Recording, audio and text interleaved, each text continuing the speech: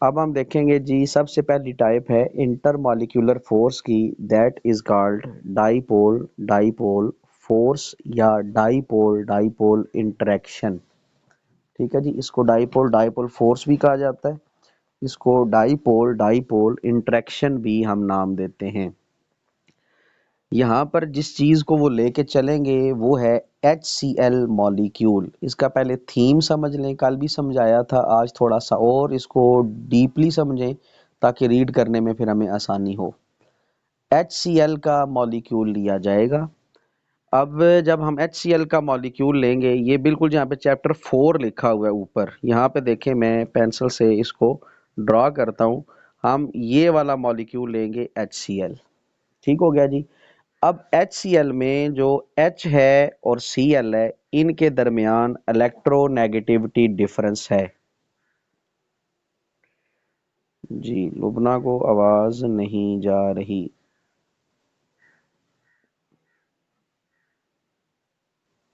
बेटे आपके नेट का इश्यू होगा, यहाँ से बिल्कुल ठीक जा रहा है।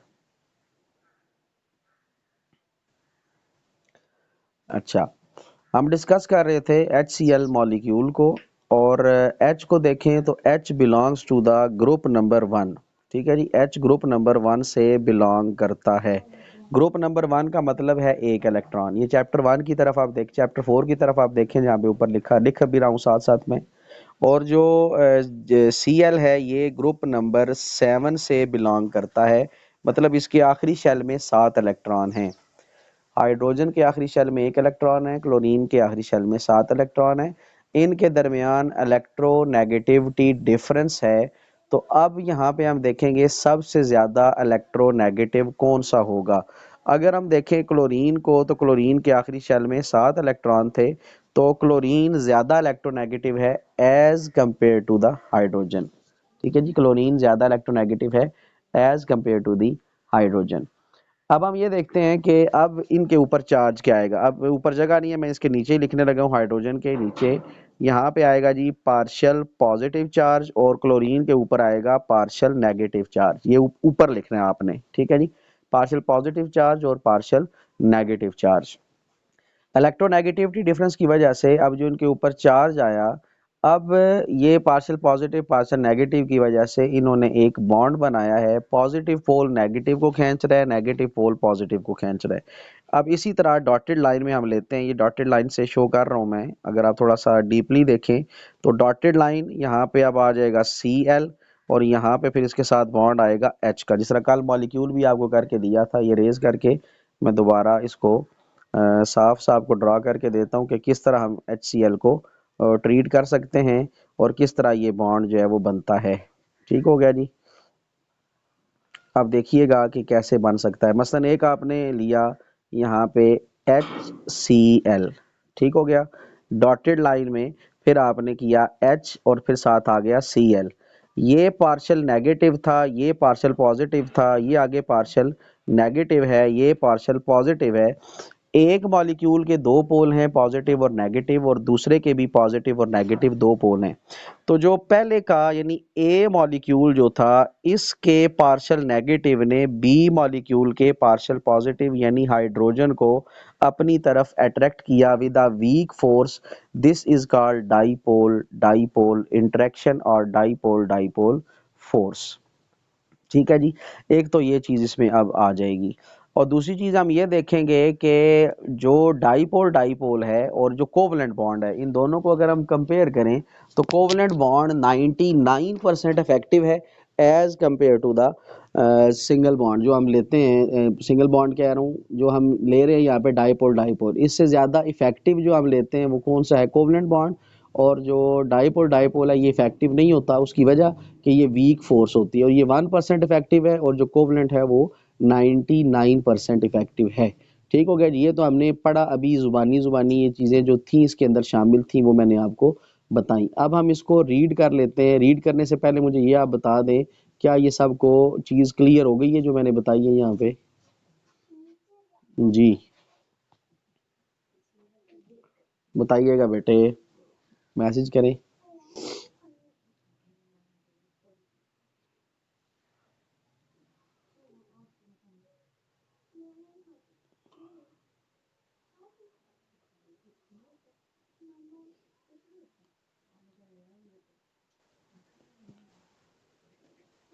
इंटरमॉलिक्यूलर फोर्स बेटे वीक फोर्स होती है, दो मॉलिक्यूल को जोड़ने के लिए जो फोर्स रिक्वायर होती है उसको इंटरमॉलिक्यूलर फोर्स कहते हैं। और ये इंटरमॉलिक्यूलर फोर्स की टाइप है, इकरा नाज। अब समझ आइए बेटे।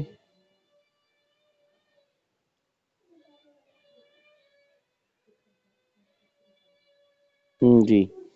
अच्छा, अब हमने ये देख लिया, अब ज़रा आप आए रीडिंग की तरफ, थोड़ा सा रीड आउट कर लेते हैं इसको। डायपोल डायपोल फोर्स, क्योंकि ये लॉन्ग में था इस वजह से रीड करवाना यहाँ पे मुनासिब है, क्योंकि आपने एज इट इज़ उसको याद भी करना है। जो चीज़ें मैंने आपको बताई हैं दो पैराग्राफ के अंदर वो चीज़ें मौजूद हैं। सबसे पहले ये dipole dipole force in case of H C L, पहली लाइन में रीड कर रहा हूँ। In case of H C L, यहाँ पे आप जरा देखें, मैं स्पॉट लाइट अब ऑन करने लगा हूँ, रेड कलर से आपको वो शो भी हो रहा है। In case of H C L molecule both atoms differ in electronegativity, पहली लाइन मैंने यहाँ तक पढ़ी है। अब ये बताया जा रहा है कि एच सी एल जो मॉलिक्यूल है इसमें दो एटम प्रेजेंट हैं, एच और सी एल। ठीक है जी, एच और सी एल, ये दो एटम इसके अंदर प्रेजेंट हैं। और इन दो एटम्स को फिर हमने क्या किया है, इन दो एटम्स की इलेक्ट्रोनेगेटिविटी को चेक किया, दोनों की इलेक्ट्रोनेगेटिविटी डिफर डिफर करती है, इनकी दोनों की इलेक्ट्रोनेगेटिविटी में डिफरेंस है। ठीक हो गया जी। तो ये अब आपका आ जाएगा इलेक्ट्रोनेगेटिविटी की पहली line. In case of HCl molecule both atoms differ in the electronegativity. अब इसी के साथ लाइन है, chlorine being more electronegative develop the partial negative charge and hydrogen develop the partial positive charge. ये चीज़ भी हम डिस्कस कर चुके हैं, यहाँ से मैंने शुरू किया पढ़ना और यहाँ तक मैंने इसको एंड किया है। ये हमने तीन लाइनें पढ़ ली जिसमें हमने ये देखा कि क्लोरीन ज़्यादा इलेक्ट्रोनेगेटिव है। इसका रीज़न क्या है, क्लोरीन में इलेक्ट्रॉन ज़्यादा है, क्लोरीन का इलेक्ट्रॉन क्लाउड बड़ा है। क्लोरीन के टोटल इलेक्ट्रॉन 17 है, हाइड्रोजन का टोटल इलेक्ट्रॉन एक है, आखिरी शेल में हाइड्रोजन का एक इलेक्ट्रॉन है। क्लोरीन के आखिरी शेल में 7 इलेक्ट्रॉन है, लेकिन क्लोरीन के टोटल इलेक्ट्रॉन 17 हैं। ठीक हो गया जी। तो इनके दरमियान अब इलेक्ट्रोनेगेटिविटी डिफरेंस है, क्योंकि इलेक्ट्रॉन की स्ट्रेंथ यहाँ पे चेंज है। वैसे इलेक्ट्रोनेगेटिविटी का कॉन्सेप्ट ये है कि शेयर्ड पेयर ऑफ इलेक्ट्रॉन्स को अपनी तरफ अट्रैक्ट करने की एबिलिटी। तो क्लोरीन का साइज चूंकि छोटा है, क्योंकि राइट साइड पे है, तो इस वजह से इसकी इलेक्ट्रोनेगेटिविटी भी ज़्यादा है, तो ये पार्शियल नेगेटिव चार्ज बनाएगा। और जो हाइड्रोजन है ये पार्शियल पॉजिटिव चार्ज जो है वो अपने ऊपर जनरेट करेगी। अब हम आते हैं सो, अब लाइन नंबर 3 ही से मैं लेने लगा हूँ। So whenever the molecules are closer to each other, जब मॉलिक्यूल एक दूसरे के क्लोज होते हैं, they tend to line up, ये अब लाइन अप होते हैं, तरतीब बनाते हैं अपनी, यानी HCl दूसरे HCl के साथ अब उसने कंबाइन होना है, एक HCl ने दूसरे HCl के साथ बॉन्ड बनाना है। तो अब ये खुद को लाइन अप करेंगे, तरतीब से लेके आएंगे। अब किस तरह होगा, ज़रा अब डेफिनेशन देखें, इन्होंने यहाँ पे डेफिनेशन लिखी है जी, ये ब्लू कलर में, ये मैं इसको रेड से यहाँ पे हाईलाइट भी कर रहा हूँ। ठीक है, ये रेड से हाईलाइट भी की गई है, तो आप इसको देख लीजिएगा। अभी कलर मैं चेंज कर देता हूँ, येलो से कर देता हूँ, ताकि आपके लिए फिर आसानी भी हो इसमें। ठीक है जी, ये जो है आपको नज़र आ रही होगी स्क्रीन पे, ये वाली definition. The positive end of one molecule, जी उम्मे फरवा बेटे।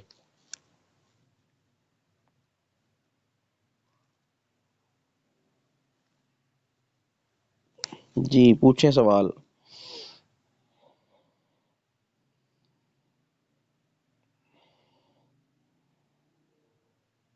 उम्मे फरवा को लगता है वॉइस का इशू है, क्योंकि उनका माइक शो नहीं हो रहा।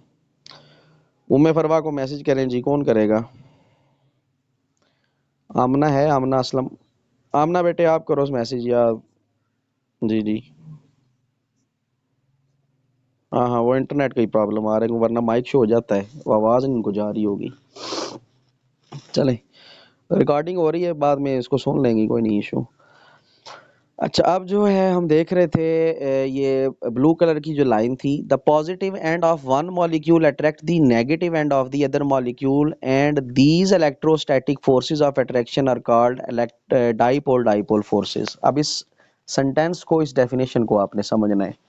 आपने मॉलिक्यूल लिया, ए मॉलिक्यूल दैट इज HCl, फिर आपने बी मॉलिक्यूल लिया दैट इज आल्सो HCl। अब क्या हुआ, जो HCl में जो ए मॉलिक्यूल आपने लिया HCl, उसका पॉजिटिव एंड H था, उस H ने B मॉलिक्यूल के नेगेटिव यानी Cl को अपनी तरफ अट्रैक्ट किया। अब एक वर्ड यूज किया गया यहाँ पे इलेक्ट्रोस्टैटिक। इलेक्ट्रोस्टैटिक का मतलब होता है, इलेक्ट्रो का मतलब है चार्जेस, स्टैटिक का मतलब होता है स्टेशनरी, रेस्ट पर जो चार्ज होते हैं उनको कहा जाता है इलेक्ट्रोस्टैटिक। यानी चार्जेस के दरमियान जो अट्रैक्शन या रिपल्जन की फोर्स होती है उसको इलेक्ट्रोस्टैटिक कहा जाता है। ये मैसेज करके बताएं जी, ये टर्म आपको समझ आई है, जिसको मैंने यहाँ पे रेड कलर से ये ब्लॉक भी बनाया हुआ है आपको पेंसिल से, ये वाली जो चीज़ है ये क्लियर हुई है आपको? इलेक्ट्रोस्टैटिक जिसको मैंने यहाँ पे मेंशन भी किया है, येलो कलर सर्कल भी किया है कि इलेक्ट्रोस्टैटिक किसको कहते हैं।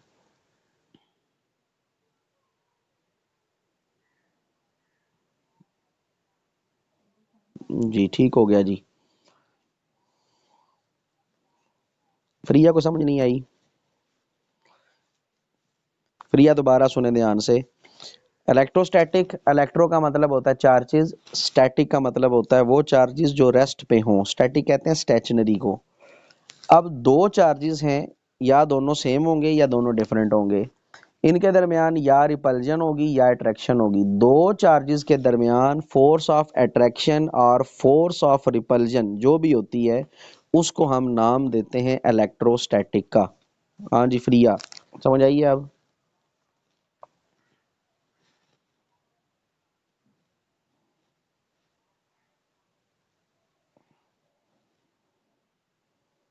जी ठीक होगी। डेफिनेशन को जरा आप दोबारा देखें। The positive end of the one molecule attract the negative end of the other molecule and these electrostatic forces of attraction are called the dipole dipole forces. ठीक हो गया जी, ये डाइपोल डाइपोल की डेफिनेशन आ जाएगी। अब आगे लिखा हुआ है हाउ एवर। ठीक है जी, अब यहाँ से मैं आपका पॉइंटर ऑन करता हूँ, स्पॉटलाइट देखें। However, thermal energy causes the molecules not to have a perfect alignment। जो थर्मल एनर्जी है इनकी, यानी जो इनके अंदर एबिलिटी होती है एनर्जी को एब्जॉर्ब करने की या एनर्जी को रिलीज करने की, ये इनको अलाइन नहीं होने देती। मसलन इनको एक ही लाइन में नहीं आने देती। अगर आप गौर करें, आपने हाइड्रोजन बॉन्ड पढ़ा था और उसमें हम क्या देखते थे, अब मैं यहाँ पे ड्रॉ करने लगा हूँ, ज़रा इसको आप थोड़ा सा अब ध्यान से देखिएगा कि किस तरह हम उसको लेते हैं और किस तरह अलाइनमेंट का मतलब हम लेते हैं। आपने हाइड्रोजन बॉन्ड में वाटर की एग्जांपल पढ़ी थी, तो जब हम ड्रॉ करते हैं उसको, मसलन ये आपने लिया था ओ मॉलिक्यूल, ये आपने लिया था यहाँ पे एच और यहाँ पे भी एच। अब यहाँ पे जाके कहीं एच आता था, फिर इस तरह करके मॉलिक्यूल ऊपर से यूं आता था। अब देखिए ये एक लाइन में अरेंज नहीं है, एक ऊपर जा रहा है दूसरा नीचे आ रहा है, फिर ऊपर जाएगा फिर नीचे आएगा। इस तरह की अरेंजमेंट बनती थी हाइड्रोजन बॉन्ड में। तो बेशक वो फीक फोर्स थी, वो भी इंटरमॉलिक्यूलर फोर्स थी। ये जो जिग जैग पोर्शन बन रहा होता है इसे कहते हैं, ये थर्मल प्रॉपर्टी की वजह से अलाइन नहीं होता। तो ये स्टेटमेंट, ये टर्म समझ आ गई सबको?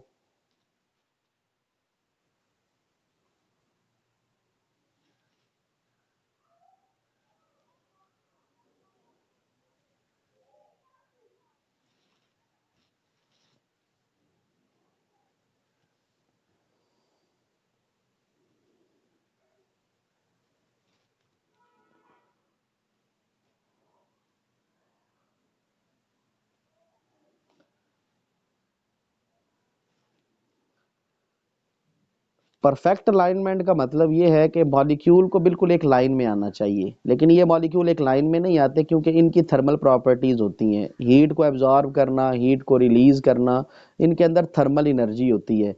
जो थर्मल एनर्जी है वो थर्मल एनर्जी मॉलिक्यूल्स को एक लाइन में अलाइन नहीं होने देती, बल्कि जिग जैग फॉर्म में उनको अटैच करती है, जिसकी वजह से वो फोर्स उनके दरमियान वीक रहती है, वो अट्रैक्शन इतनी स्ट्रांग नहीं होती। इसी वजह से उसको हम जो है वो डायपोल डायपोल या इंटरमॉलिक्यूलर फोर्स कहते हैं, क्योंकि इंटरमॉलिक्यूलर फोर्स ही की टाइप क्या है, डायपोल डायपोल। जी जैनब खुरम।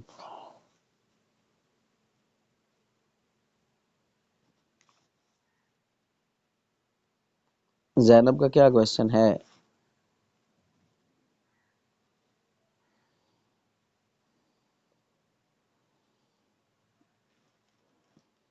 अच्छा गलती से हो गया, ठीक है।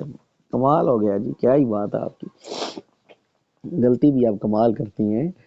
अच्छा जी, अब आ गया जी, अब देखें लास्ट पैराग्राफ है।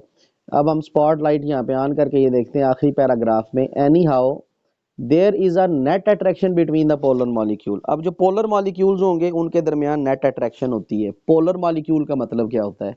पोलर मॉलिक्यूल का मतलब होता है वो मॉलिक्यूल जिनके दरमियान इलेक्ट्रोनेगेटिविटी डिफरेंस होता है। जैसे HCl आपने पढ़ा, HCl is a polar molecule, क्योंकि हाइड्रोजन का एक इलेक्ट्रॉन है, क्लोरीन के 7 इलेक्ट्रॉन हैं, आखिरी शेल की बात की जा रही है, तो इलेक्ट्रोनेगेटिविटी डिफरेंस होगा। ये जो बॉन्ड बनेगा covalent bond, that is a polar covalent bond.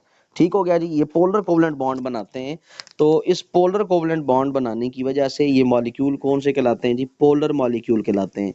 तो पोलर मॉलिक्यूल के दरमियान अट्रैक्शन होती है।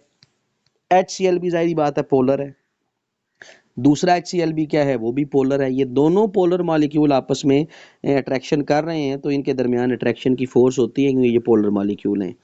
अब जरा इसी लाइन के एंड पे चले जाएं। The forces are called the dipole dipole forces and they are approximately 1% as effective as the covalent bond.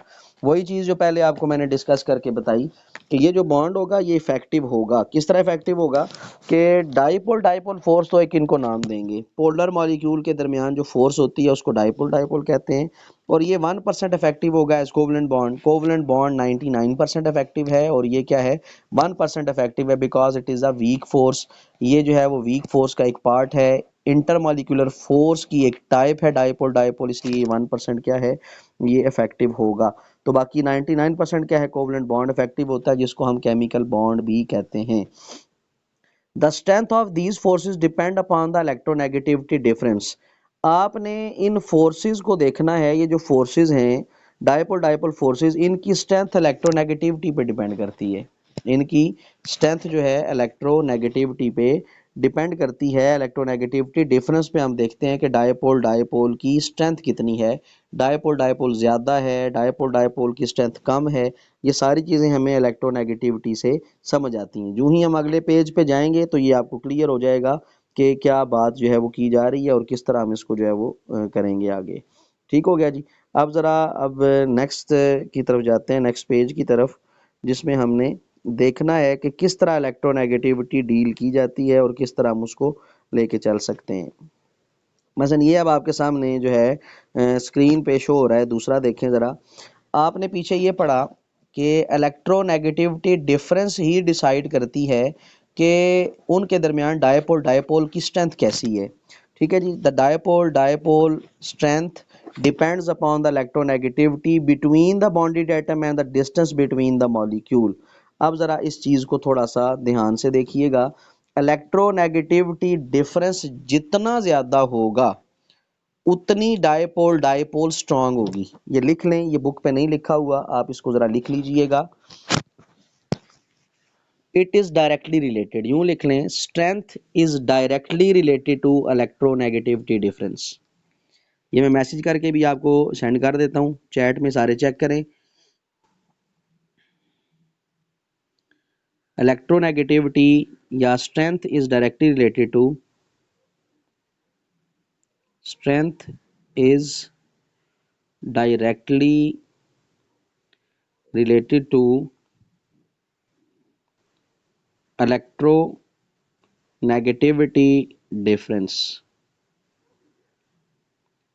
ठीक है जी, strength is directly related to electronegativity difference. और स्ट्रेंथ कौन सी है? ये स्ट्रेंथ ऑफ डायपोल डायपोल, ये याद रखिएगा, strength of dipole dipole force, ये ना गलत कर दें, dipole dipole force. Strength of dipole dipole force is directly related to the electronegativity difference between the atoms या बिटवीन द मॉलिक्यूल्स।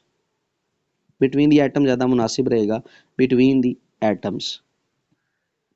ये मैंने सेंड कर दिया है, इसको मैसेज पे जाके चैट पे जाके इसको लिख लें, देख लें या स्क्रीनशॉट ले लें। ठीक हो गया जी। मसलन अब इसके में हम क्या रिजल्ट निकालते हैं? रिजल्ट हमने ये निकाला कि अगर इलेक्ट्रोनेगेटिविटी ज़्यादा होगी डायपोल डायपोल ज़्यादा होगी, इलेक्ट्रोनेगेटिविटी कम होगी डायपोल डायपोल भी कम होगी, डायपोल डायपोल वीक होगी। इसी तरह डिस्टेंस की बात करते हैं। अब ये भी लिख लें डिस्टेंस का, distance is inversely related to the strength, या strength is inversely related to the distance between the atoms, ये मैं लिख के आपको भेज भी देता हूं। स्ट्रेंथ ऑफ, ये लिखते जाएं साथ साथ, strength of dipole dipole force, strength of dipole dipole force is inversely related to the strength of dipole dipole force is inversely related to the distance between two atoms। बल्कि यहाँ पे molecule का word मुनासिब रहेगा क्यों, दो molecules के distance पे डिपेंड करता है ये, ठीक है जी। Strength of the dipole dipole force is inversely related to the distance between two molecules. ये भी मैंने मैसेज कर दिया है, इसको चेक कर लें। ठीक हो गया जी। हमने क्या किया, डिस्टेंस ज्यादा होगा, जाहिर बात है मॉलिक्यूल दूर दूर होंगे, उनके दरमियान इतनी इंटरेक्शन नहीं होगी। मॉलिक्यूल क्लोज क्लोज होंगे, उनके दरमियान इंटरेक्शन होगी, स्ट्रेंथ उनकी ज्यादा होगी।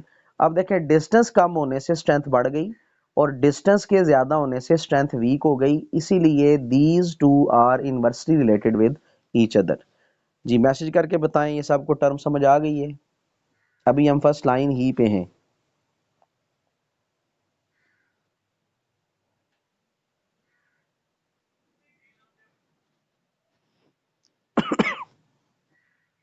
हाँ जी, उमेरा का क्या सवाल है?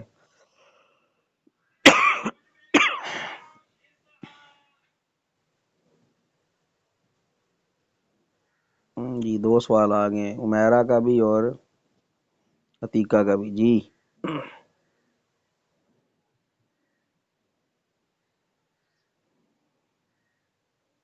जी बेटे बोले, अतीका का क्या सवाल है, उमेरा का क्या सवाल है?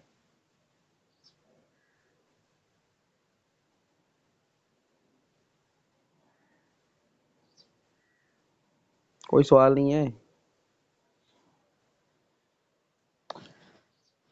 अच्छा जी, आगे बढ़ते हैं हम।